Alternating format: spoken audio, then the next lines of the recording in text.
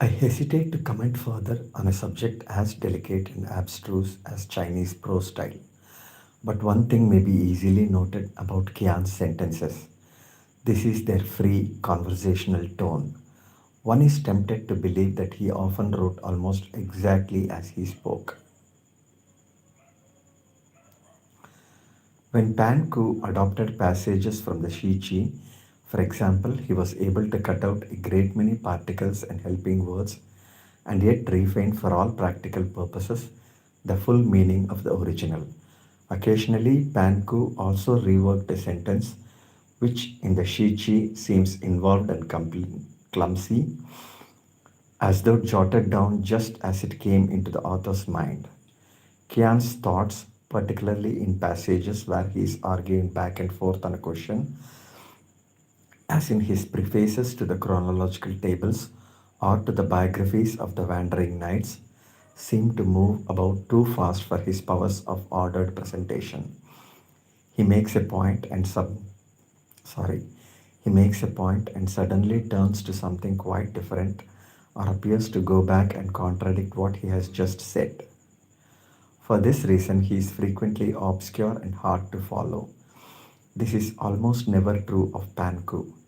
When he worked over the Shichi material, he filled in the gaps in thought where the meaning was unclear, or if he disagreed with Qian, discarded the whole passage and wrote one of his own in his clear, orderly style.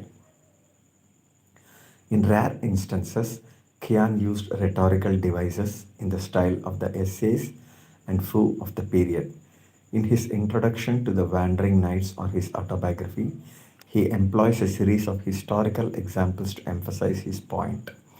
At other times, he uses a metaphor or symbol, such as the ivory chopsticks, symbol of decadence, volume 14 upon 4, the homeless dog, epithet of Confucius, the unknown sage, or the wild peach, symbol of rustic modesty and virtue, volume 109 upon 21.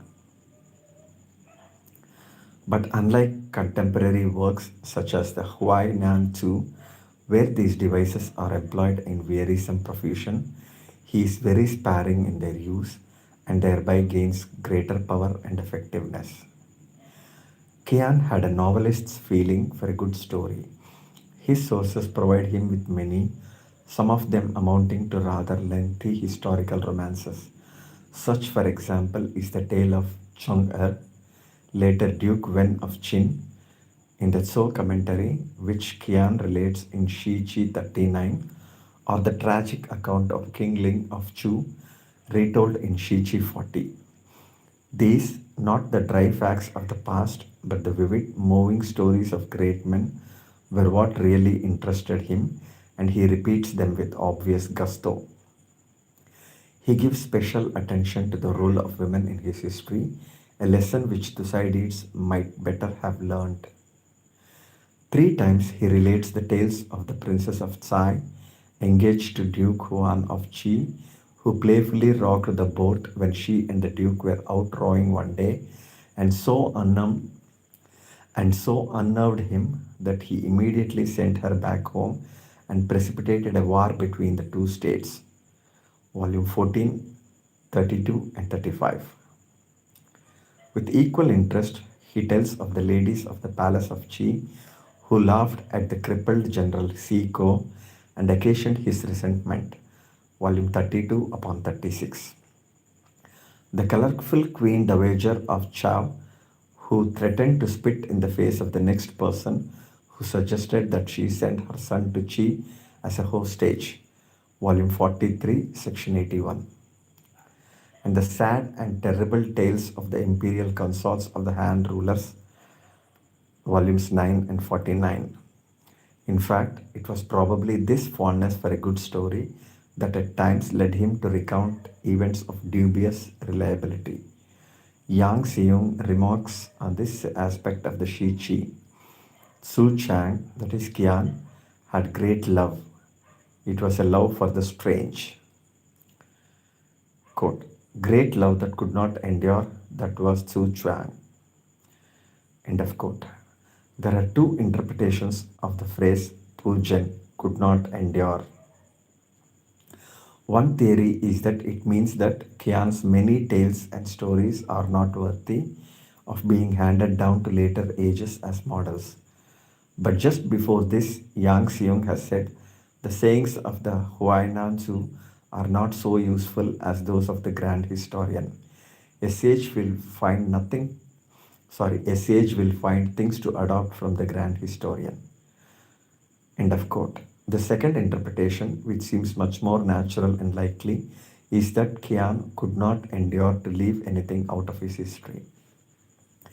In his biography of Chang Liang, volume 55 upon 12, Qian tells the story of the four aged recluses, the Su Hao, famous in Chinese poetry and art, who came to the court of Kawasu at the invitation of the heir apparent. According to Qian, Kawasu had long attempted to persuade these worthy old men to visit his court, but they had consistently refused. When he discovered that the heir apparent had succeeded in attracting them, he was forced to recognize the young man's superior virtue and abandon his plans to change his choice of an heir. Panku repeats the story in Hanshu 40 upon 9a, but Suma Kuang in his Tzu Chi Tung Qian rejects it on the grounds that it is inconsistent with common sense. This and similar episodes of a dubious nature, he remarks, are examples of Suma Qian's fondness for the strange and great love. One more aspect of Qian's style remains to be noted, and that is the unusually personal and emotional quality of much of his writing. Chavannes has characterized the narrative style of the Shi Chi as just the opposite, cold and impersonal. It is quite true that in the body of his narrative, Qian seldom interjects his own feelings or reactions. These he has reserved for special sections at the beginning or end of his chapters. Chavannes, however, concludes from this contrast between what he characterizes as the traditional narrative style of the Han, simple, concise, cold, and impassive, and the emotional and personal quality of Qian's own expression of opinion, that the narrative sections must not have been original with Qian, but were copied directly from earlier sources. This conclusion seems to me hardly justifiable. The treatises on the Feng and Shan sacrifices, volume 28, or The River and Canals, volume 29, or the biographies of Li Kuang, volume 109, Suma Xiangju, volume 117, or Kuo Xie, volume 124, for example, are all in this simple, impassive style. Yet it is hard to conceive that complete treatises and biographies on these subjects could possibly have existed for Qian to copy from. Any modern historian is allowed to have two styles. One when he gives a simple direct account of historical facts, another when he ventures upon his own reactions and opinions. I see no reason to believe that Qian was not equally capable of composing in two styles. Okay, somebody seems to have sent a message or something. Let's check what it is. Oh, J. Sir, okay, one second. I'll turn the phone around. J. Let me see what you have sent. J. Sir, what are you reading? Jay, I'm reading this book called I'm reading History of China, basically. Recent times I got interested in Chinese history. So I'm reading a book called Sima Qian's History of China, or Introduction to Sima Qian's History of China. This is the book I'm reading. You can see in my previous, if you touch the live videos tab on my channel, you will see several videos of my previous readings of the book. And in between, once in a while, I also make some comments, those kinds of things. So, Guy, so Jay, I think I have answered your question. Last, just a hour back when I was reading the same book, there was a very beautiful passage about Confucius, which I have right now put into public domain, sorry, into public viewable mode on YouTube. If you just check my YouTube channel, the latest video available there will be showing that. Okay, Prabha Mohan friend. Okay, what is Prabha saying right now? You there? Shall we join? Reply. Yes, sir. Please join.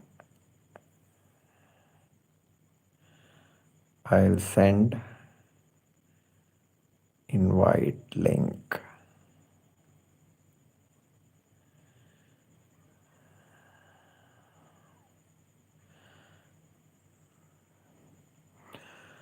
Okay, Jay, I'm going to invite a friend of mine.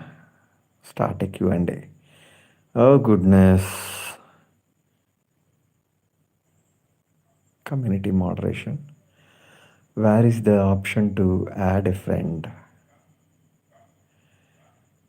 Is this that? No, this is not that. Is this that? No, this is not that. Is this? No, this is not that. Okay, guys, whoever is watching, just give me a minute. I'll cut this back and reopen another live in a moment where my friend Prabhakaran can join me. Thank you.